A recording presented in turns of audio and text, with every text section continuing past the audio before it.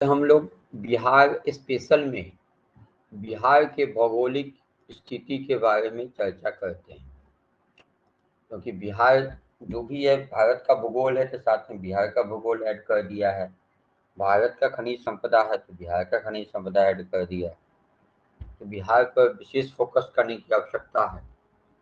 भौगोलिक स्थिति को देखें तो बिहार भारत के उत्तर पूर्वी क्षेत्र में स्थित एक भू आवेष्टित राज्य है। भू आवेष्टित का अर्थ है कि यहाँ स्थल का क्षेत्र ज्यादा है, जल का स्तर नगण्य है। इसके उत्तर में नेपाल, दक्षिण में झारखंड, पूर्व में पश्चिम बंगाल, पश्चिम में उत्तर प्रदेश है। इसका भौगोलिक विस्तार 24 डिग्री 20 मिनट 10 सेकेंड उत्तरी अक्षांश से 27 डिग्री 31 मिनट 15 डिग्री उत्तरी अक्षांश। यह अक्षांश भी कभी कभी क्वेश्चन पूछ देता है। तो 24 डिग्री 20 मिनट 10 सेकेंड उत्तरी अक्षांश से 27 डिग्री 31 मिनट 15 सेकेंड उत्तरी अक्षांश तथा 83 डिग्री 19 मिनट 50 सेकेंड पूर्वी देशांतर से 88 डिग्री 17 मिनट 40 सेकेंड पूर्वी देशांतर के मध्य स्थित है। सिंपल में आप 24 से 27 जो हो गया डिग्री अक्षांश का और देशांतर का 83 से 88, इतना भी ध्यान में रहेगा तो ऑप्शंस में इसे निकाल लेंगे। 24 से 27 अक्षांश का और 83 से 88 देशांतर का। कभी कभी क्या होता है कि फिगर अक्षांश में देशांतर का फिगर डाल देता है और देशांतर में अक्षांश का फिगर डाल देता है। ध्यान में रखना है कि अक्षांश कम है और देशांतर ज्यादा है। ग्लोब पे जब हम देखते हैं तो पूरब से पश्चिम जो रेखा खींची जाती है वो देशांतर रेखा होती है, उत्तर से दक्षिण जो रेखा खींची जाती है वही अक्षांश रेखा है। 23.5 डिग्री उत्तरी अक्षांश रेखा को ही कर्क रेखा कहते हैं, 23.5 डिग्री दक्षिणी अक्षांश रेखा को मकर रेखा कहते हैं, 66 डिग्री उत्तरी अक्षांश रेखा को और उसके बाद 90 डिग्री उत्तरी अक्षांश रेखा को आर्कटिक वृत्त, अंटार्कटिक वृत्त, उत्तरी ध्रुव, दक्षिणी ध्रुव। तो इस हिसाब से वो जो अक्षांश हमेशा उत्तर से दक्षिण होता है और देशांतर पूरब से पश्चिम होता है। तो देशांतर का ज्यादा है, 83 से कितना है, 83 से 88 के बीच है और ये है 24 से 27 के बीच। कोई जगह 25 डिग्री अक्षांश से पड़ेगा, कोई 26 डिग्री पे पड़ेगा।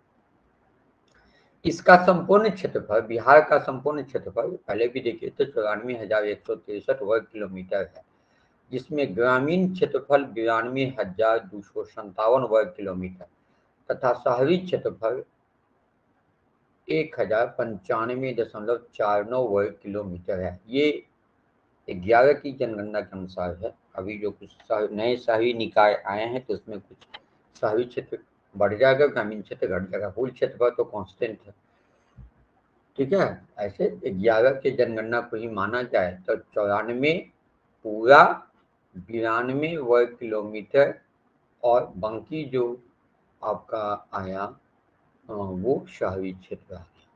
यह भारत के कुल क्षेत्रफल का लगभग 2.86% है, ठीक है।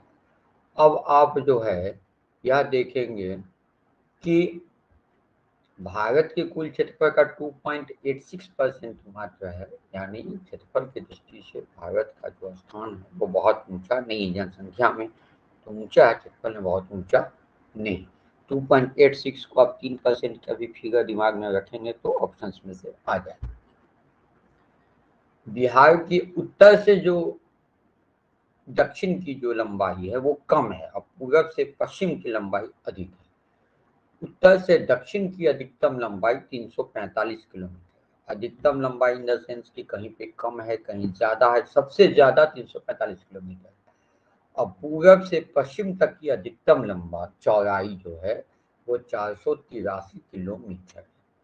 पूरब से पश्चिम में भी कहीं तो कम होगा, कहीं ज्यादा होगा, तो सबसे ज्यादा है वो है 483 किलोमीटर। तो अगर वृत्त तो है नहीं, वृत्ताकार तो है नहीं, वृत्ताकार माने तो वृत्त का जो व्यास हो गया वो सबसे अधिक होता है अन्य जीवाओं की अपेक्षा। तो वह अधिकतम 483 चौड़ाई किलोमीटर में और लंबाई 345। समुद्र तट से बिहार की जो दूरी है वह 200 किलोमीटर है और समुद्र तल से इस राज्य की ऊंचाई 173 फीट है, औसत ऊंचाई इसको कहते हैं। और यह गंगा हुगली नदी मार्ग द्वारा समूह से जुड़ा है। ठीक है। भूगर्भिक रचना, ज्योग्राफिकल, ये इसका जनरल ज्योग्राफी था। ज्योग्राफिकल स्ट्रक्चर देखिए इसका हम, बिहार की भूगर्भिक संरचना के अध्ययन हेतु विभिन्न युग में निर्मित चट्टानों पर प्रयोग किया जाता है। ठीक है। और बिहार में जो पाए जाते हैं उसको 4 प्रमुख संरचनात्मक समूह में बांटा गया है। क्लासिफिकेशन उसके स्ट्रक्चर के हिसाब से किया गया। एक धारवाड़की चट्टानें, दूसरा आपको विंध्य समूह की चट्टानें जो विंध्याचल पर्वत से आया है, धारवाड़ चट्टानें, विंध्य समूह की चट्टानें, टर्शियरी चट्टानें और क्वार्टर नवी चट्टानें। धारवाड़ चट्टानें, टर्शियरी चट्टानें, विंध्य समूह की चट्टानें और क्वार्टर नवी चट्टानें। चट्टानें क्या है? प्री-कैरेबियन युग में निर्मित ये चट्टानें, इतिहास के पूरा कालीन युग है। बिहार के दक्षिण पूर्व मुंगेर में स्थित खड़गपुर की पहाड़ी, नवादा, राजगीर आदि पाई जाती है। कहाँ कहाँ? बिहार के दक्षिण पूर्वी मुंगेर में स्थित खड़गपुर की पहाड़ी, जमुई, नवादा, राजगीर में ये चट्टानें पाई जाती है। कौन चट्टानें?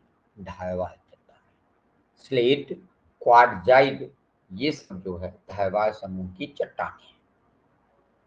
ठीक है। एग्जाम्पल स्लेट और क्वार्टजाइट, एग्जाम्पल पूछ देता, क्वार्टजाइट किस समूह की चट्टानें हैं, है ना? धारवाड़ समूह की चट्टानें। अब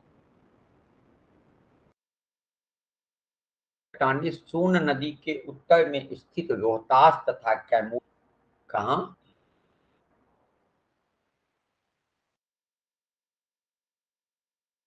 सोन नदी के उत्तर। चट्टान से सीमेंट उद्योग के लिए, चूना पत्थर के निर्माण के लिए पाइराइट मिलता है। पाइराइट से सल्फर का एक्सट्रैक्शन होता है। तो पाइराइट इसी चट्टान से मिलता है। किस चट्टान से? विंध्य समूह की चट्टानों से। कहाँ पाया जाता है? तो रोहतास तथा कैमूर जिले में पाया जाता है। इस चट्टान का क्या यूज है? तो चूना पत्थर और सल्फर यहाँ से एक्सट्रैक्शन किया जाता है। इसके अतिरिक्त बालू पत्थर, क्वार्टजाइट, डोलोमाइट, चूना पत्थर विंध्य समूह की चट्टानें। ठीक है। इस समूह की चट्टानों का सासाराम, आगरा, दिल्ली तथा जयपुर में निर्मित ऐतिहासिक स्मारकों तथा सारनाथ, सांची के बौद्ध स्तूपों में भी किया गया है। इस चट्टानों का? विंध्य समूह की चट्टानों का। किन किन ऐतिहासिक में? सासाराम में, आगरा में, दिल्ली में और जयपुर में जो ऐतिहासिक स्मारक बने हैं, या सारनाथ और सांची में जो बौद्ध का है, उसमें विंध्य समूह की चट्टानें मिलती हैं। अब आते हैं टर्शियरी चट्टानें। टर्शियरी युग की चट्टानें पश्चिमी चंपारण के उत्तर पश्चिमी भाग, रामनगर, दून तथा सोमेश्वर श्रेणी में पाई जाती है। कहाँ? रामनगर, दून जो पश्चिम चंपारण में है तथा सोमेश्वर श्रेणी में पाई जाती है। ये बिहार का ज्योग्राफी हम लोग समझ गए। अब बिहार की जलवायु एवं मृदा पर हम लोग कल के क्लास में डिस्कस करें।